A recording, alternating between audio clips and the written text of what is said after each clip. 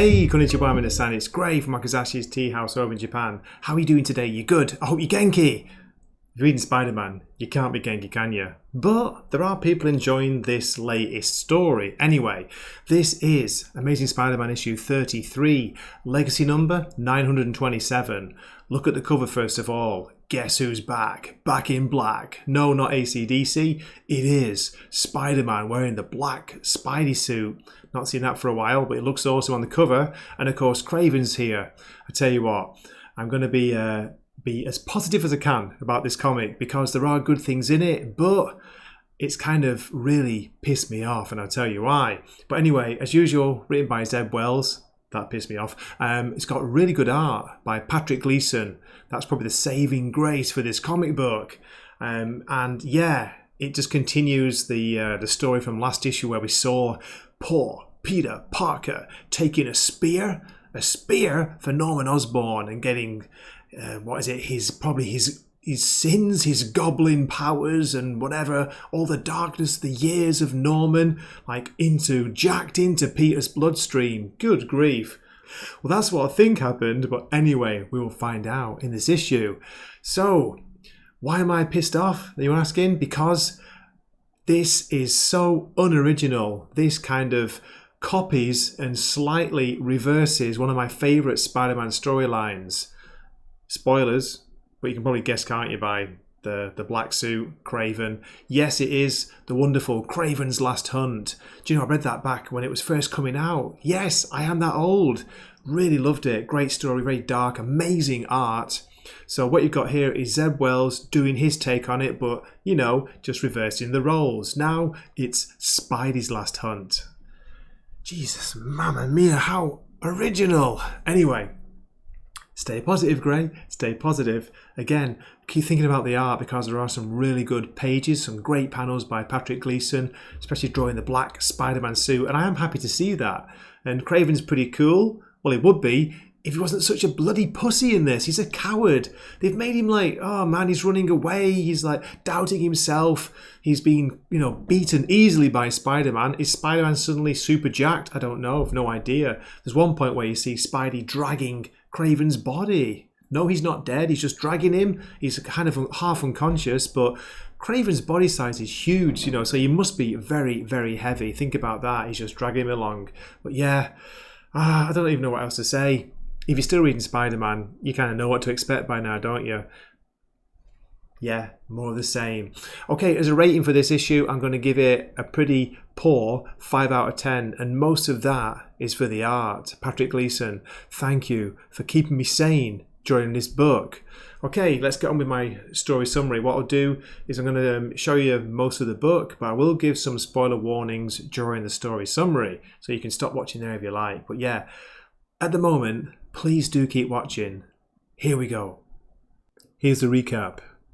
Kraven the Hunter and Queen Goblin teamed up to return Norman Osborn's disembodied sins to him.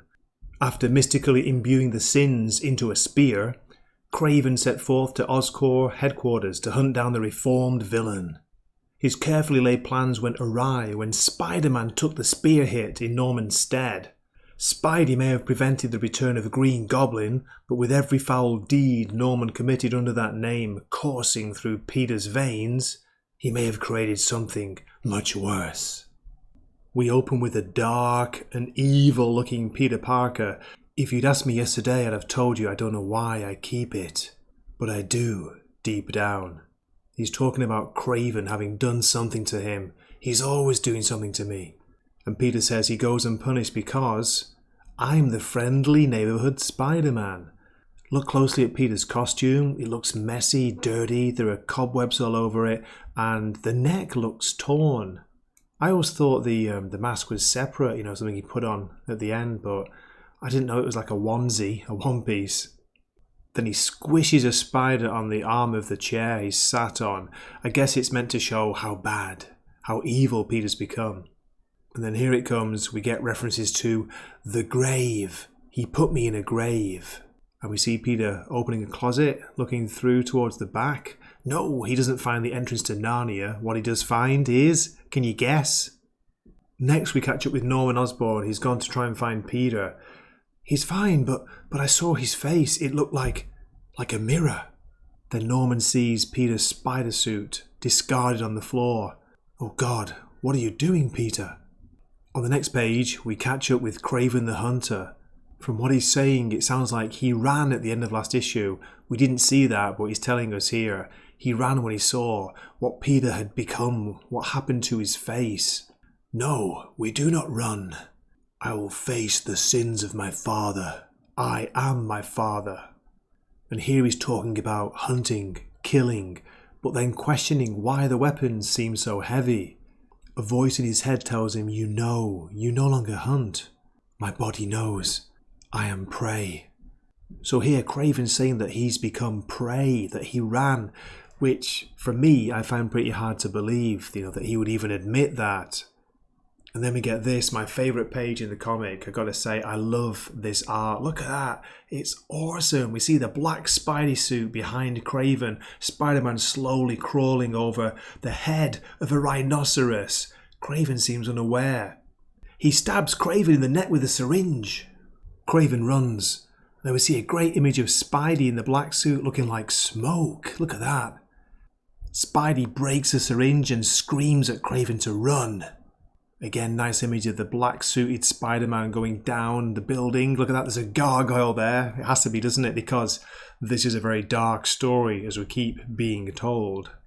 Now, Kraven is the hunted. He hides under a bridge in a tunnel somewhere. Look at that. There's a great graffiti image of what looks like the skull from the Mexican Day of the Dead in the background. Lightning, of course. And then we see Spider-Man again.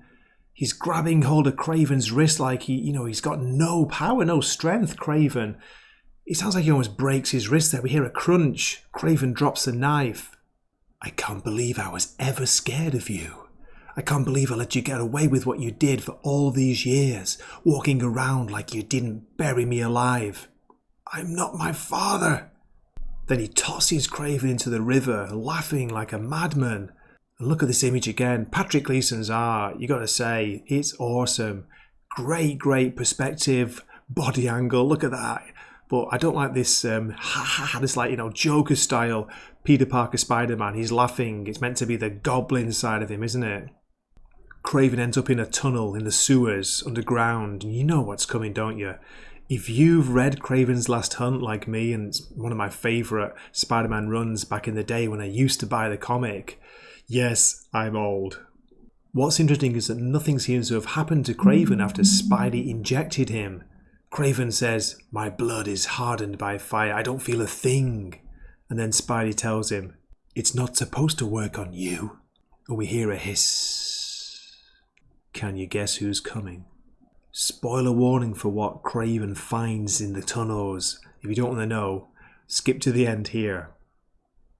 Okay, are you still here? Okay, next page. We get not just one, but a group of vermin. Remember vermin? Kraven starts to fight. The spider brought me here to fail where my father succeeded. Here we've got Zeb Wells explaining the plot. So annoying. The vermin are screaming, bite him, claw him, kill him. And it goes all kind of Gollum from Lord of the Rings. Kills him. Then Spider-Man intervenes, grabs one of the vermin, breaks the teeth of another, knees another one in the throat. It's a violent page. He hurts us. We runs now, runs. That's when it goes really Gollum. Then we see Spider-Man dragging a stunned Kraven like he doesn't weigh anything at all. Look at that. And here we go. Here's the end, the final 2 pages. You knew it was coming, didn't you? Spider-Man tosses the rifle to Kraven where, surprise, surprise, he's in a coffin, which Spider-Man slams closed. And then we see Spider-Man filling the grave with the soil. To be continued. I tell you, I can't believe they're doing it. They are just basically doing a almost beat for beat copy of Kraven's Last Hunt, just switching the roles. How original! And there we have it. What did you think of that? I hope you enjoyed my review. Do drop a comment, let me know what you think. Are you still buying Spider-Man? I know, right? It's crazy. I'm still reviewing it, aren't I? Bonkers. But yeah, I'm kind of enjoying the crazy ride it's been. And Yeah, I just want to get people's opinion on, what they think, the run, where it's gone wrong, how can it be improved apart from completely changing the whole creative team and the editor too, which, is not going to happen, is it? So yeah, do let me know what you think. Like, how can Spidey be saved? Anyway, thanks again for watching this far, and I really appreciate it. I hope to see you in a future video. This is Gray from Akazashi's Tea House, signing off for the night. Matane.